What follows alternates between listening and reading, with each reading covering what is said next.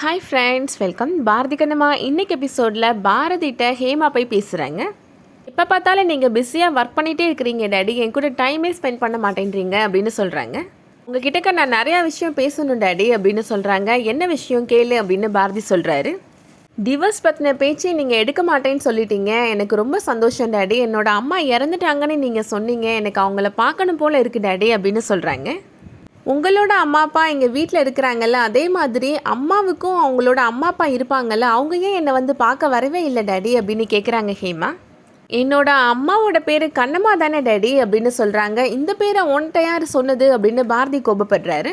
இன்னைக்கு பாஸ்போர்ட் ஆஃபீஸில் நீங்கள் தானே டேடி அம்மாவோட பேர் கண்ணம்மான்னு எழுதியிருந்தீங்க அப்படின்னு ஹேமா சொல்கிறாங்க. என்னோட அம்மா பார்க்குறதுக்கு எப்படி இருப்பாங்க டேடி? ஹைட்டாக இருப்பாங்களா, குள்ளமாக இருப்பாங்களா? நீங்கள் 2 பேரும் லவ் மேரேஜ் பண்ணிட்டீங்களா, அரேஞ்ச் மேரேஜ் பண்ணிட்டீங்களா அப்படின்னு கேள்வி மேலே கேள்வி கேட்டுகிட்டே இருக்கிறாங்க ஹேமா. என்னோட அம்மாவோட ஃபோட்டோ ஒன்று கூட நம்ம வீட்டில் இல்லையா டேடி அப்படின்னு ஹேமா கேட்குறாங்க. எனக்கு அம்மாவை பார்க்கணும் போலே இருக்குது டேடி அப்படின்னு ஹேமா சொல்கிறாங்க. பாரதி ஹேமாட்ட சொல்கிறாரு, இந்த விஷயத்தை பற்றி நான் உன்கிட்ட பல தடவை சொல்லிட்டேன் அப்படின்னு சொல்கிறாரு.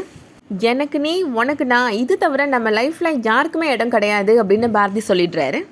உனக்கு அம்மாவை பார்க்கணுன்னு தோணுச்சுன்னா என்ன பாரு, நான் தான் உனக்கு எல்லாமே அப்படின்னு சொல்கிறாரு. இனிமேல் நீ அம்மாவை பற்றி என்கிட்ட என்றைக்குமே பேசாத அப்படின்னு சொல்லிட்டு போகிறாரு. அடுத்ததாக வெண்பா கார் ஓட்டி வந்துட்டுருக்குறாங்க. அப்போ அவங்களோட கார் சடனாக நின்றுது. மெக்கானிக்கு கால் பண்ணுறாங்க. மெக்கானிக் வர வரைக்கும் வெயிட் பண்ணிகிட்ருக்குறாங்க வெண்பா இப்போது காரில் இருந்து வெளியில் இறங்கி நின்றுட்டுருக்குறாங்க. ரோஹித் வந்ததுலேருந்து எல்லாமே பிரச்சனை தான், சர்வெண்ட்லேருந்து கார் வரைக்கும் எதுவுமே நான் சொல்கிற பேச்சை கேட்கவே மாட்டேங்குது அப்படின்னு புலம்புறாங்க.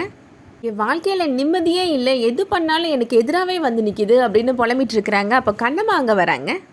வெண்பாவை பார்த்து நக்கலா, டாக்டர் வெண்பா மேடம் நல்லா இருக்கிறீங்களா அப்படின்னு கேட்குறாங்க. நடு ரோட்டில் நின்று இப்படி புலம்பிட்டுருக்கிறீங்களே, உங்கள் நிலைமை இப்படி ஆயிடுச்சே மேடம் அப்படின்னு சொல்கிறாங்க கண்ணம்மா. அடுத்தவங்க வாழ்க்கையில் என்ன பிரச்சனை பண்ணலாம் அப்படின்னு யோசிக்கிறத விட்டுட்டு என்னோட தம்பி ரோஹித் சாரதியை கல்யாணம் பண்ணிவிட்டு வாழ்க்கையில் செட்டில் ஆகிற வழியை பாரு வெண்பா அப்படின்னு சொல்கிறாங்க கண்ணம்மா. நீ எல்லாம் எனக்கு அட்வைஸ் பண்ணுற பாரு, எல்லாம் ஏன் நேரம் அப்படின்னு வெண்பா சொல்கிறாங்க. கண்ணம்மா சொல்கிறாங்க, நியாயமாக பார்த்தா நான் உனக்கு அட்வைஸ் பண்ணக்கூடாது தான், இருந்தாலும் உன் அம்மாக்காக, என்னோட தம்பி ரோஹித் சாரதிக்காக நீ திருந்தி வாழணும் அப்படின்னு நான் உனக்கு அட்வைஸ் பண்ணுறேன் அப்படின்னு சொல்கிறாங்க. சொல்கிற அட்வைஸை புரிஞ்சு நடந்தால் உனக்கு நல்லது அப்படின்னு சொல்கிறாங்க. உன்கிட்ட ஒரு முக்கியமான விஷயம் சொல்லணும், நீ கேள்விப்பட்டிருப்பேன்னு நினைக்கிறேன், இருந்தாலும் என்னோட வாயால் சொல்லணும்னு ஆசைப்பட்றேன் அப்படின்னு கண்ணம்மா சொல்கிறாங்க. என்னோட வீட்டுக்காரர் டிவோர்ஸை வாபஸ் வாங்கிட்டாரு அப்படின்னு சொல்கிறாங்க. அவருக்கு என் கூட சேர்ந்து வாழணுன்ற ஆசை இருக்கோ என்னமோ, அதை பற்றி நீ தான் கேட்டு சொல்லணும் வெண்பா அப்படின்னு சொல்கிறாங்க.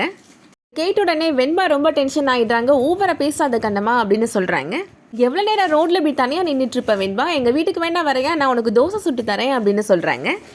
உனக்கு நக்கல் ஓவர் ஆயிடுச்சு அப்படின்னு வெண்பா சொல்கிறாங்க. நான் நக்கல் பண்ணுறேன்றது உனக்கு புரிஞ்சா சரி அப்படின்னு கண்ணம்மா சொல்கிறாங்க. நீலாம் கடைசி வரைக்கும் திருந்தவே மாட்டேன் அப்படின்னு சொல்கிறாங்க கண்ணம்மா. உனக்கு உடம்புக்கோ மனசுக்கோ ஏதாவது பாதிப்பு வந்துச்சுன்னா விக்ரம் பாபு ஹாஸ்பிட்டலுக்கு வா அப்படின்னு சொல்கிறாங்க. என் பேரில் எம்ப்ளாயி டிஸ்கவுண்ட் போட்டு தரேன் உனக்கு அப்படின்னு சொல்லிட்டு போகிறாங்க கண்ணம்மா. அடுத்ததாக சௌந்தர்யா வீட்டில் நடக்கிறத காமிக்கிறாங்க. சௌந்தர்யா பாரதிட்ட, ஜானகி அம்மாவுக்கு நீ டெஸ்ட்லாம் எடுத்து பார்த்தையே, ரிசல்ட் என்ன வந்துச்சு அப்படின்னு கேட்குறாங்க. பாரதி சொல்கிறாரு, அவங்க ஹார்ட்டில் போகிற ஒரு சில வெயின்ஸில் பிளாக் இருக்குமா, அவங்க கிரிட்டிக்கல் பொசிஷனில் தான் இருக்கிறாங்க அப்படின்னு சொல்கிறாரு. இதை கேட்ட உடனே கண்ணம்மா கண் கலங்கிடுறாங்க. எப்படியாவது ஜானகி மேடமோட உயிரை காப்பாற்றிடு அப்படின்னு சொல்கிறாங்க. சௌந்தர்யா சொல்கிறாங்க, ஜானகி மேடம் நமக்கு நிறையா ஹெல்ப் பண்ணியிருக்கிறாங்கடா, பிஸ்னஸுக்கு நிறைய ஐடியா கொடுத்துருக்குறாங்க, உன்னோட அப்பாவும் நானும் கல்யாணம் பண்ணுறதுக்கு காரணமே அவங்க தான் அப்படின்னு சொல்கிறாங்க. எங்களுக்கு மட்டும் இல்லை, அவங்ககிட்ட படித்த அத்தனை ஸ்டூடெண்ட்டுக்கும் அவங்க ஒரு நல்ல வழிகாட்டி அப்படின்னு சொல்கிறாங்க சௌந்தர்யா பாரதிட்ட சொல்கிறாங்க, இது நாள் வரைக்கும் நான் உன்கிட்ட இவங்கள காப்பாற்றி கொடு அவங்கள காப்பாற்றி கொடுன்னு சொன்னதே கிடையாது, ஆனால் மொதல் தடவையாக நான் உன்கிட்ட கேட்குறேன்டா அப்படின்னு சொல்கிறாங்க. எப்படியாவது ஜானகி மேடத்தோட உயிரை காப்பாற்றி கொடுத்துருடா அப்படின்னு அழுறாங்க. பாரதி சொல்கிறாரு, நீங்கள் இவ்வளோ எமோஷ்னல் ஆகி கண் கலங்கும் போதே தெரியுதுமா உங்கள் லைஃப்பில் அவங்க எவ்வளோ முக்கியம்னு. அவங்கள காப்பாற்றுறதுக்கு ஒரு டாக்டராக என்னால் எல்லா முயற்சியும் நான் எடுப்பேம்மா அப்படின்னு சொல்கிறாரு.